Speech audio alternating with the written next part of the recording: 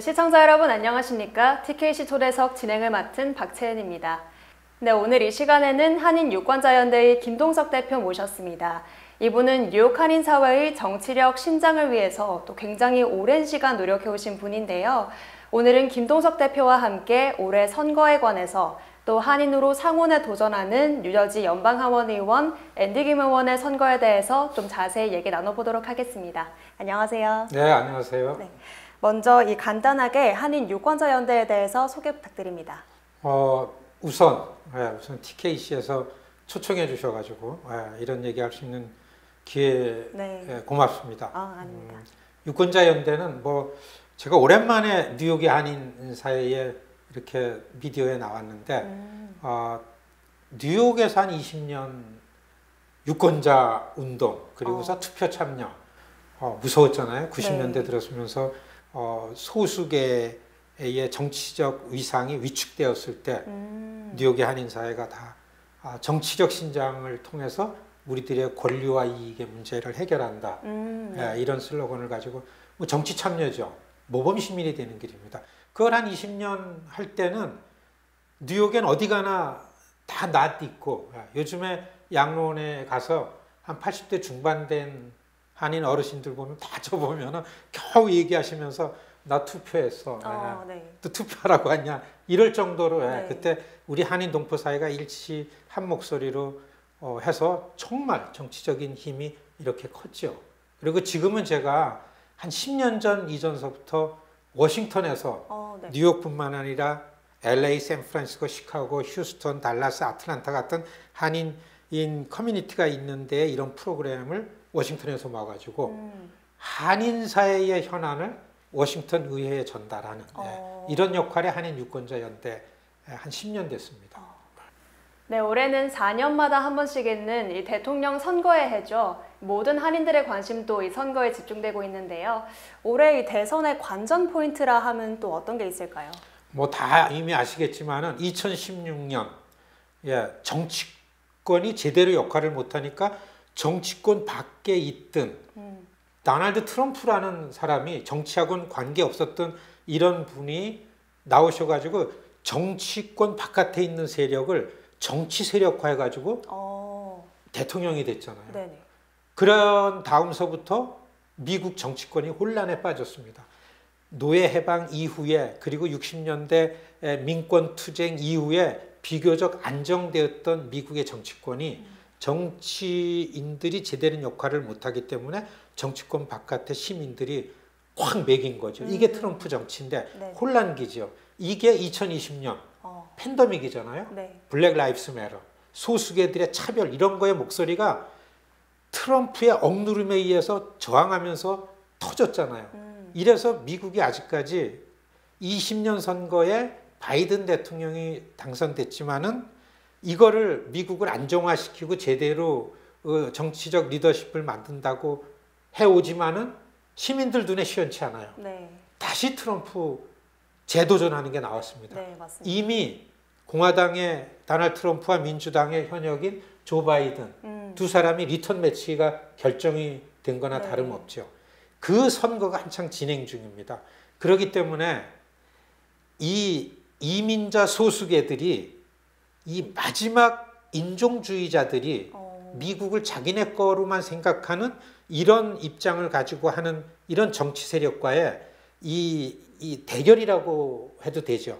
과연 이 선거를 통해서 정말 앞으로 미국이 나갈 방향, 세계가 나갈 방향, 인권, 평화, 보건, 의료, 빈곤 이런 문제에 다 같이 잘 살 수 있는 그런 역할을 하는 미국으로 가는 걸 만드느냐 아니면 더 혼란기로 더 계속 가느냐라는 거를 결정짓는 선거가 2024년 대통령 선거다. 올 대통령 선거의 관전 포인트의 핵심은 이겁니다. 그렇다면 올해 한인들은 좀 어떤 관점에서 이번 선거를 보면 좋을까요? 미국의 한인 사회가 이민 100년간 넘었습니다. 120년이죠. 후발 이민자 그리고 소수계입니다. 우리가 뉴욕이나 LA 한인들끼리만 살고 그래서 한인들이 많은 것 같지만은 미국 전체로 볼 때는 매우 소수계입니다. 이 소수계들이 지금 정말로 이 나라를 일찌감치 와서 만들었다고 주인처럼 행세해온 인종주의자들, 백인들, 이런 백인들과의 저항하는 이 부분이 미국에 있는 한인 사회한테는 가장 중요한 이슈입니다. 네. 그래서 이번 선거는 미국의 한인 사회는 백인 우월주의자들, 백인 인종주의자들, 인종차별주의자들의 행태가 어떤가, 그리고 거기에 정말로 헌법에 입각한 떳떳하고 당당한 인종차별을 철폐해자라는 이러한 관점과 입장에서 한인사회는 이번 선거를 봐야 된다. 네. 그렇기 때문에 인종차별을 배격하고 어떠한 차별도 용납하지 않겠다. 각양각색의 인종들이 잘 더불어 잘 사는 사회를 가야만 된다라는 그런 관점을 가지고 투표에 임하게 된다. 이게 한인사회의 가장 중요한 부분이라고 봅니다. 네, 다음으로 이 한인 사회 정치력에 관해서 좀 질문드리고 싶은데요.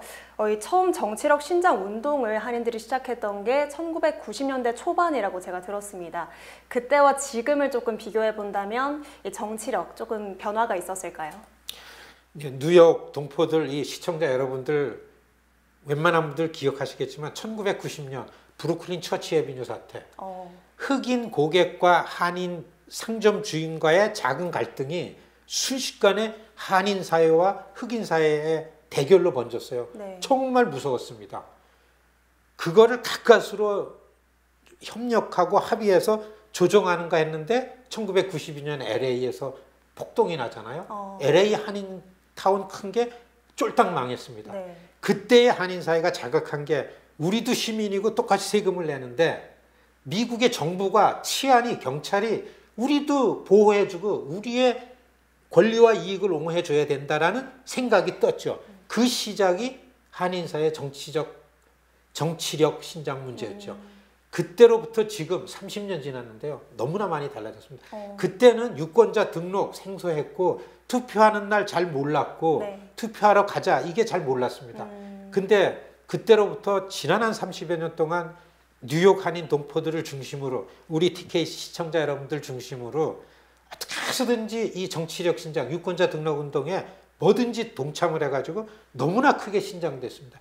지금은 한인 사회가 에너지가 커지고서 굉장히 활력이 있는 커뮤니티가 된 부분도 있지만 그렇게 된 저변에는 그동안 한 30여 년 동안 한 세대 동안 뉴욕의 한인 동포들이 축자사자 유권자 등록하고 투표 참여 어디든지 했기 때문에 이런 성과가 난 거죠.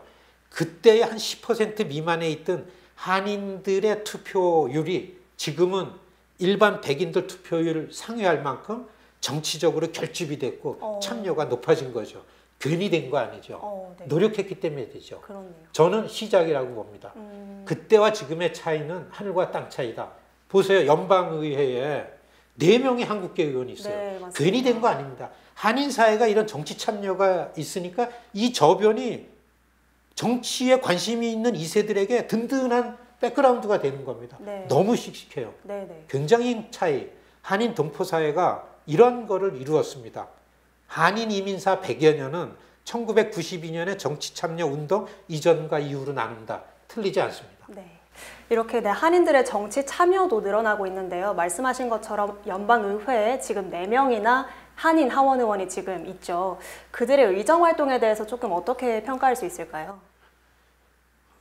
지금 연방의회에 이제 우리 얘기할 거지만은 뉴저지 출신의 앤디 김 의원 네. 3선이에요. 2년 임기에 3선이니까 이제 6년째 하고 있죠. 2018년에 당선이 됐고 그 다음에 캘리포니아의 여자분 2분은 공화당 소속이고 2분이 재선입니다. 네. 네, 이제 4년째 하고 있고 그 다음에 시애틀에 워싱턴 스테이트 시애틀 지역구로 하고 있는 메릴린 스트리랜드라는 블랙 코리안 아버지는 블랙이고 엄마가 코리안인 분이 있고 네. 그래서 4분이 있죠. 다 5선, 6선 같은 의원이라고 할 정도로 자기 위치에서 공부 열심히 하고 의정 활동에 성과를 내죠. 제가 워싱턴에서 활동을 하기 때문에 의회에 들어가면 보좌관들 가운데에 나오는 얘기들이 있습니다. 아시안들이 특히 코리안 아메리칸들이 정치권에 들어오니까 특히 연방 정치권에 들어오니까 이렇게 활성화가 된다. 한인들의 역할이 한인 정치인 역할이 양극화된 민주공화당의 이 대결과 싸움과 분열과 갈등의 정치를 네. 해소하는 역할을 하고 있습니다. 예를 들어서 2021년 1월 6일 트럼프 대통령이 끝까지 백악관에서 안 나가겠다고 막 그러면서 의회를 공격하라라는 네. 배후 세력으로 지목이 됐잖아요. 의사당 폭동이 났잖아요. 그거 난 다음에 새벽 1시 정도에 의사당에서 청소하는 분들이 청소할 때 그 의사당 메인홀을 걸어가고 있던 유일한 여러 명이 가다가 앤디 김 의원이 네. 너무 착한 거 아니에요? 네, 맞습니다. 청소하는 청소원들하고 같이 여기를 지켜야 된다. 민주주의의 보루인. 그러면서 청소하는 사진이 난 게 이게 전국적으로 알려지고 여러분 코리안 아메리칸 정치권에 들어간 코리안 아메리칸들의 자질이고 철학이고 능력입니다. 저는 이거를 보면서 미 전역에서 무럭무럭 자라고 있는 우리 2세들 정치권에 대한 관심이 높아지고 진출의 영역이 크게 확대됐습니다. 네, 다음으로 올해 한인 사회의 가장 중요한 이슈라고도 할 수 있겠는데요. 뉴저지 3선 하원 의원인 앤디 김 의원이 상원에 도전을 했습니다. 그 어려운 하원직을 지금 거의 포기하면서까지 어떻게 보면 상원에 도전을 하는 건데 많은 분들이 이 출마 배경이 뭐냐 궁금하다 이렇게 물어보시는 분들이 많으세요. 좀 어떻게 생각하시는지 궁금합니다. 앤디 킴 의원 첫 번 선거 때 2018년 선거 때 좀 관계를 하면서 저는 거기에 기대를 많이 했어요. 왜냐하면 연방 하원, 연방 상원 각 미국은 50개의 나라가 하나로 연합한 나라입니다. 그러니까 각 주별로다가 다 나름대로 자기네 걸 가지고 정치를 해요. 너무 주마다 달라요, 법도. 네. 그런데 연방에 모인 연합 합중국에 하는 정치인들은 세계적인 흐름을 이해하고 이거를 통찰할 수 있는 능력도 돼야 되고 그리고 나를 대표로 뽑아준 지역 구민들도 생각을 하고 있고 네. 보통의 자리가 아닙니다. 앤디 김 의원을 큰 정치 차원에서 볼 때에는 지금 210명 민주당의 의원들 중에 3선 의원 치고서는 굉장히 10등 안에 들 만한 퀄리파이가 돼 있죠. 굉장히 주목을 받습니다. 네. 그런 자부심을 스스로 가졌어요. 처음에는 본인도 2018년에 의원이 됐을 때는 내가 이걸 할 수 있을까 열심히 해야지 그랬는데 이분이 전문가예요. 군사 전문가입니다. 네. 근데 전쟁을 연구하는 게 아니라 미국 군인이 전 세계의 나라들로부터 존경을 받으려면 미국 군인이 어떻게 해야 되겠는가. 그리고 미국 군인이 미국을 위해서 씩씩하게 싸우려면 군인들이 갖고 있는 군인 가족들의 복지를 어떻게 잘 해야 되느냐. 이런 부분을 연구한 전문가입니다. 네. 그리고 전쟁터의 사령관의 자문위원으로도 30대에 나가서 활동을 했고 지금 조 바이든 대통령의 참모로 백악관에서 일을 하고 있고 네. 전문가죠. 근데 올해 41살입니다. 젊었죠. 그리고서 이민자고 아시안 이민자. 지금은 미국이 후발 이민자 아시안의 시대입니다. 그러니까 소수계 출신이니까 평등이 뭐고 균형이 뭐고 공정이 뭔가라는 게 자기 이 머릿속에 박혀있는 정치인이죠. 그러면은 시민과 서민을 위한 정치인으로서는 갖출 걸 다 갖췄죠. 전문가다, 젊었다, 정치 철학이 확고하다. 그리고 미국과 세계의 흐름을 다 잘 읽고 있다. 이거에 인정을 받아서 2020년 코비드 때는요. 일반 시민들의 이러한 코비드, 코로나 19의 재해를 어떻게 정부가 잘 케어해 줄 건가를 궁리하고 예산을 짜는 민주당의 예산 대표로 재선 의원일 때 거기 발탁이 됐어요. 네. 이게 되게 자랑스러운 거죠. 그러니까 앤디 김 의원은 자신감이 생겼기 때문에 더 이상 워싱턴에 들어가 보니까 워싱턴 정치가 이래서는 안 된다. 특히 내 출신 지역구인 뉴저지는 전국 50개 주 중에서 제일 기득권 정치 갖고 있는 사람들이 전횡을 하고 갖고 있는 사람들이 거의 독점을 한 정치권 문제가 제일 센 데입니다. 뉴저지가. 네. 여기에 화가 난 것 같죠. 그런데 작년에 2023년 9월에 뉴저지를 대표하는 상원의원이 뇌물수수, 네, 맞습니다. 너무 지저분한 이런 걸로 연방검찰에 기소가 됐어요. 네. 그러니까 진짜 앤디 김은 여기에 화가 난 거예요. 뉴저지의 미국 시민을 대표한다는 사람이 이런 모양이면 안 되겠다. 내가 여기서 이러고 있는 건 의미가 없다. 이런 정치를 바꿔야 되겠다라고 몇 시간 만에 나 상원에 도전하겠다. 상원과 하원은 차원이 다르죠. 네. 상원은 주를 대표하는 정치인이고 하원은 시민을 대표하는 정치인입니다. 그러니까 미국의 100명의 상원 의원들을 만나면 다 스스로가 대통령과 같은 그런 권위자로 그 정치를 합니다. 네. 그래서 여기에 가장 씩씩하게 먼저 출마 선언을 했어요. 그 출마를 하게 되면 자기가 갖고 있는 그 어려운 연방 하원 지역구도 거의를 포기해야 되는 선택이었습니다. 네. 만나보면은 왜냐하면 아시안이 코리안이 미국의 소수계가 큰 틀에서 잘 되려면 이런 정치를 하면 안 된다. 라는 진짜 맑은 생각으로 출마 선언을 혼자서 결정해서 했더라고요. 그래야 내 삶도 의미가 있다. 이런 생각이 나온 거기 때문에 미국의 미디어가 여론이 미국의 저널리스트들이 앤디한테 쏠렸어요. 그렇기 때문에 지금 앤디의 선거를 보면은 일반 시민사회와 주류 매체들은 앤디를 엔돌스하고 앤디를 후원을 하는 그런 선거입니다. 그렇기 때문에 앤디 김이 연방 상원에 그러한 모험을 갖으면서도 출마한 배경은 그 본인의 정치 철학과 삶의 철학과 그리고 지금 자기가 갖고 있는 소수계로서의 결심 같은 게 기본이 되기 때문에 이런 출마에 결심을 했다. 이렇게 설명할 수 있습니다. 네. 그렇다면 이 앤디 킴 의원의 출마에 대해서 지금 중앙 정치권 그리고 또 이 백인 주류 사회에서는 좀 어떤 관점으로 보고 있을까요? 지금 미국 정치가 기득권, 돈 있는 사람들이 독점하는 정치권과 이거가 잘못됐다라고 해서 여기에 어퍼컷을 매기면서 들어온 시민 세력과 이렇게 두 개가 첨예하게 전선을 만들어진 상황입니다. 이거는 민주당도 그렇고 공화당도 그렇습니다. 사실 우리가 보기에는 트럼프 정치가 공화당에서 아주 형편없고 이 리더십을 보면 말도 안 되고 증오, 분열, 갈등, 갈라치기 이런 정치하는 것 같지만 왜 이런 세력이 생겼나 하면은 오랫동안 정치를 독점하는 사람들이 정말 자기네들만을 위해서 일하는 워싱턴 기득권 세력들의 화가 나니까 시민들이 그냥 자발적으로 들고 일어나가지고 이걸 저항을 한 거예요. 네. 민주당도 똑같습니다.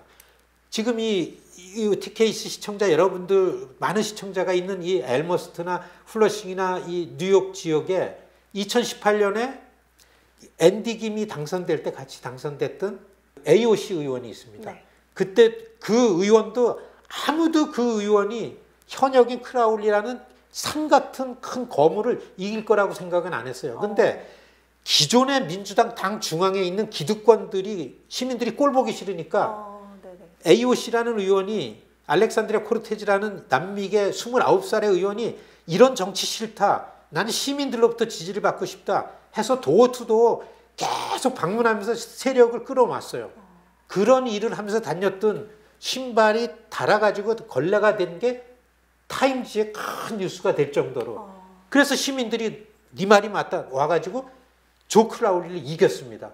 이런 이변이 지금 뉴저지에서 앤디 김을 지지하는 이런 여론이 형성되고 있죠.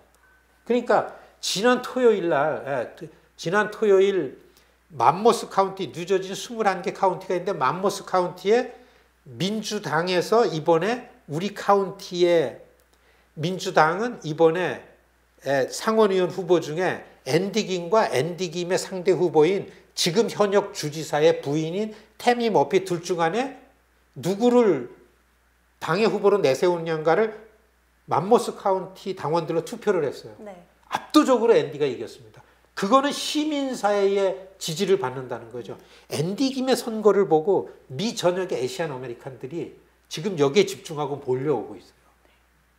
그렇기 때문에 지금 앤디 김 선거에 더구나 뉴저지뿐만 아니라 이 도시권의 한인 커뮤니티가 큰 틀에서 큰 정치라는 관점을 가지고 여기에 옳게 주목해 보는 거는 매우 중요하다. 저는 이거를 아무리 강조해도 지나치지 않다고 봅니다. 네, 김동석 대표께서 워싱턴에서 활동하셨을 때 앤디 킴 의원을 직접 또 가까이에서 지켜보셨을 것 같은데요. 앤디 킴 의원이 연방 상원 의원으로서 어떤 자질이 있다고 생각하시는지 내지는 좀 어떤 정치인으로 평가를 받고 있다고 생각하시는지 좀 궁금합니다. 미국의 오랫동안 양당 정치가 그중에서 민주당, 민주당이 1950년, 60년대 이후로 민주당이 오히려 소수계들을 옹호하고 시민권 투쟁 같은 데 적극 나서고 이민자들을 편에 많이 쓰고 이런 부분들의 정치 정강입니다. 그리고서 경제나 다른 정책도 이를테면은 복지나 사회적 소수 약자들을 보호하고 옹호하는 입장을 갖고 있고, 공화당은 오히려 미국을 주도하는 세력들을 강화시키면서 여기에서 나오는 여러 가지 이 쌓여진 동력을 가지고 경제 활성화를 시켜서 서민이나 시민들의 경제 생활을 보장한다, 이런 차이가 있죠. 그런데 이 민주당도 오랫동안 중심의 권력을 갖고 있는 정치인들이 너무나 부패하고 너무나 시민들하고는 무관하게 정치를 해온 거기 때문에 오바마가 나오고, 네. 그 다음에 너무 진보적으로 좀 좌쪽이 강화되는 성향이 있죠. 미국 민주당의 좌쪽은, 좀 좌파 쪽은 민주당 권력을 오랫동안 쥐고 있는, 권력을 독점해서 이거를 횡포를 부린 이 권력을 치고받고 저항하는 세력으로다가 지금 형성이 된 거죠. 그렇기 때문에 여기에 앤디 김은 여기에 입장을 정확하게 표하면서 자기의 정치 노선을 만드는 거죠. 그러면서도 소수계들, 이민자들, 사회 약자들 같은 실질적인 정책을 가지고서는 전격적으로 공화당하고 대화를 추진하는 아주 독특한 리더십을 갖고 있죠. 보세요. 지금 뉴저지 앤디 김 상원의원 캠페인을 보면은 공화당 성향을 갖고 있는 백인들이 열광을 하고 지지를 합니다. 그럼 지난 토요일 맘모스 카운티 민주당 전당대회 이후에 뉴욕타임스가 한 2페이지에 걸쳐가지고 온라인에 기사를 쓴 걸 보면은 참 이상한 현상은, 뉴저지의 권력 밑에 있는 소수계들은 권력의 눈치를 보면서 주지사 부인을 지지하는 데서 움직이질 못하는데, 네. 보라, 뉴저지 유권자의 절대 다수인 보수적인, 그래서 이제까지 공화당을 찍었던 백인 유권자들이 앤디 김이 부르짖는 시민들의 이슈에 쏠려가지고 앤디 김을 지지한다. 그래서 백인들의 지지 격차를 보면 앤디가 훨씬 앞섭니다. 네. 이게 특이한 현상이라고 뉴욕타임즈의 기사가, 월스트리트저널의 기사가 난 거를 볼 수 있습니다. 네, 아시다시피 이 뉴저지는 민주당 지역입니다. 앤디의 선거는 일단 6월에 있을 민주당 내 경선이 좀 중요할 것 같은데요. 지금 앤디 선거운동의 상황은 좀 어떤가요? 설명드렸듯이 지금 양자 대결화돼 있는데요. 한 분은 사실 뉴저지는 지난 한 50여 년 동안 상원의원은 민주당이 계속 유지를 해왔어요. 그러니까 본선거보다 더 중요한 거는 6월에 있을 민주당 내 후보를 결정하는 민주당 경선입니다. 여기에서 경선에서 이기면은, 앤디가 만일에 이기면은 11월 선거는 훨씬 쉽습니다. 그런데 뉴저지가 아주 안타깝게도 이 당에서 지정하는 후보가, 대개 미국은 자유경선이기 때문에 당 경선 때도 가가지고 대결을 하면은 당원들이 나와가지고서 후보를 뽑는데, 뉴저지는 당 중앙이, 당의 간부들이 지정하는 사람들의 그냥 당원들이 눈 감고 투표를 할 수밖에 없는 제도화돼 있어요. 그래서 사실은 앤디 김이 출마하기 이전부터 뉴저지의 금권 정치, 뉴저지의 돈 정치가 굉장히 큰 비판을 받아왔어요. 네. 그러니까 상원의원의 뇌물수수 사건 같은 게 터지는 거죠. 지난 역사가 그렇습니다. 골드만삭스의 CEO로다 돈을 몇억 불 이상을 벌은 2005년대 존 코자인이라는 재력가가 나 뉴저지 가서 주지사 되고 싶어. 아니, 처음에는 상원의원이 되고 싶어. 그러니까 뉴저지 민주당에다가 몇천만 불을 도네이션했어요. 그러니까 가가지고 상원의원이 됐어요. 그리고 그 다음에 내가 돈을 더 낼 테니까 주지사 되고 싶어. 뉴저지 민주당은 들어오는 돈에 의해서, 들어오는 돈의 영향력에 의해서 그분을 또 주지사, 이게 존 코자인입니다. 지금 뉴저지 주지사인 필 머피라는 이 주지사도 네. 오바마 대통령 때, 그리고 바이든 부통령 때 민주당 재정부장을 할 정도로, 그분도 역시 골드만삭스에서 돈을 어마어마하게 벌은 재력가입니다. 네. 민주당의 재정부장을 한 공로를 가지고 오바마 대통령 후반기 때 독일 대사를 했던 분이에요. 독일에 가 있는 미국 대사라고 들어와 가지고 뉴저지 주지사로 간다고 뉴저지 와서 주지사가 된 겁니다. 그러면은 뉴저지의 일반 시민들은 왜 뉴저지는 시민들의 생활을 잘 알고 뉴저지 형편을 잘하는 사람들이 우리의 대표가 돼서 우리를 위해서 일해야 되는데 돈만 있으면 가지고 그러니까 뉴저지의 민주당 안의 여론은 이런 당 중심의 간부들하고 일반 당원들하고 괴리감이 생긴 거죠. 네.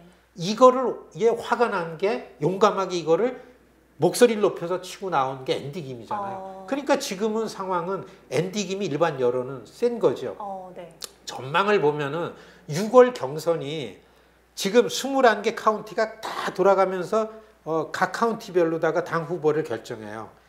그런데 이 뉴저지는 21개 카운티 중에 남쪽은 인구도 별로 없고 생활 수준도 낮아요. 그런데 이 버겐 카운티를 중심으로 하는 이 북쪽의 유니온 카운티라든지 워렌 카운티라든지 맘모스나 이쪽이 돈도 많고 인구도 많아요. 그러니까 결정하는 거는 뉴저지 북쪽인데 이 북쪽은 상대방이 필 머피 주지사의 부인인 타미 머핀이 점유를 하고 있고 벌링턴 카운티라든지 오시언 카운티라든지 저 남쪽 지역이 앤디가 거기 지역구니까 그쪽은 앤디 김이 장악을 하고 있고 그래서 남과 북이 지금 대결하는 상황인데 앤디 김의 영향력이 지금 북으로다가 점차적으로 올라오고 있죠. 불행하게도 한인 커뮤니티는 북쪽 중에 북쪽 노른자위의 버겐 카운티에 있는 거죠. 그러니까 앤디 김 캠프에서는 이 노른자위에 있는 한인 커뮤니티가 그래도 우리들의 2세니까 앤디 김을 좀 도와주고 후원해 줬으면 좋겠다라는 그런 메시지를 보내고 있는 거죠. 그런데 앤디 김의 캠프에서는 상대방의 네거티브가 되게 위험해요. 2005년도에 에디슨 씨의 준초이라고서 제가 그 선거를 했는데 에디슨 씨 최초의 한인 시장이 될 때도 어떤 데 시달렸냐면 나를 도와주세요 하면서 시간만 나면 포트리나 뉴욕에 와가지고 한인 커뮤니티에서 날 도와달라고 그러는 게 미디어에 많이 나가니까 정작 에디슨에는 한인들이 없으니까 에디슨 씨 시장이 시간만 나면은 다른 동네 가서 저러고 있다. 과연 준초이가 에디슨 시장을 하려고 그러냐 아니면 한인 시장을 하려고 그러냐 이런 네거티브에 시달리는 게 이게 아킬레스건입니다. 앤디 김 캠프도 지금 앤디 김이 과도하게 한인사회에 막 얼굴을 내비치면은 상대방이 봐라 앤디 김은 미국 정치인이 아니고 한국 정치인 이런 더구나 앤디가 6년 동안 워싱턴 정치를 하면서 한국에서 정치인이 오면은 서로 앤디 김을 만나려고 그러니까 너무나 많은 정치인들이 오니까 앤디 김이 한인 정치인들을 많이 만났어요. 이게 여론에 많이 나니까 앤디 김의 상대방은 봐라 앤디 김은 그래서 저는 그때 한인사회에다 한국 정치권에다가 앤디 김이 3선, 4선 할 때까지는 아직 정치인으로 치지 말고 오랫동안 큰 정치인을 만들려면은 지금은 그냥 내비두는 게 좋다라는 거를 많이 얘기는 해도 뭐 아나무인입니다. 그래서 이런 부분이 있기 때문에 앤디 김의 캠페인 전략은 그래주얼리 북쪽으로 올라오는 거고 큰 틀에서는 그렇지만 한인 커뮤니티는 당당한 겁니다. 저도 메넨데스 의원하고 너무 친하게 오랫동안 지내왔는데 메넨데스의 뇌물 이겨나고 저도 놀랐어요. 그렇지만 이분이랑 오랫동안 지내왔는데 금방 이분의 어려움이 개인적으로 관계가 어려웠지만은 앤디 김 일을 해야 되기 때문에 제가 찾아갔어요. 양해를 구했습니다. 나는 한인 커뮤니티를 위해서 일하는 사람이기 때문에 앤디 김 일을 할 수밖에 없고 난 앤디 김이다. 다 이해를 합니다. 그래서 모처럼 방송을 통해서 저는 앤디 김의 선거를 소개하면서 오히려 미국의 주류 사회나 타미 머피 쪽에서도 한인 사회에 긴장하고 한인 사회를 좀 두려워하게끔 만들려면 이럴 때에 한인 커뮤니티는 앤디 김을 확 지지하고 지원하는 힘을 집단의 힘을 보여주는 게 장기적으로는 좋은 전략이다. 2008년도 보세요. 클린턴 블랙 대통령일 정도로 블랙에 인기 있고 블랙을 위해서 다 일하고서 125가 맨하탄 할렘가를 다 개발한 건 클린턴이 다 펀드를 줘서 했습니다. 그런데도 불구하고 2008년도 선거에 어떻게 했습니까? 힐러리 클린턴하고 오바마가 붙었잖아요. 전국에 있는 흑인들이 다 오바마들이 열광했어요. 민주당의 권력이 흑인으로다가 들어가지 않습니다. 저는 이런 역사를 보면은 이때에 한인 커뮤니티는 타미 머피 그 영향권 안에 필 머피 주지사 영향권 안에 있는 버겐 카운티 중심으로 하는 한인 민주당 사람들 많지만은 이럴 때는 에트닉에 관련한 정체성을 선명하고 확고하게 내보이는 것은 실력입니다. 유태인들 보세요 지금. 그러니까 우리는 아직 소수계니까 이럴 때는 똘똘 뭉쳐가지고 우리 하나 된 목소리로 이런 힘이 있다는 걸 확 보여주면 만일에 진다 하더라도 저는 이길 것 같은데 만일에 진다 하더라도 타미 머피가 되면 그 다음서 타미 머피는 무슨 국리를 합니까?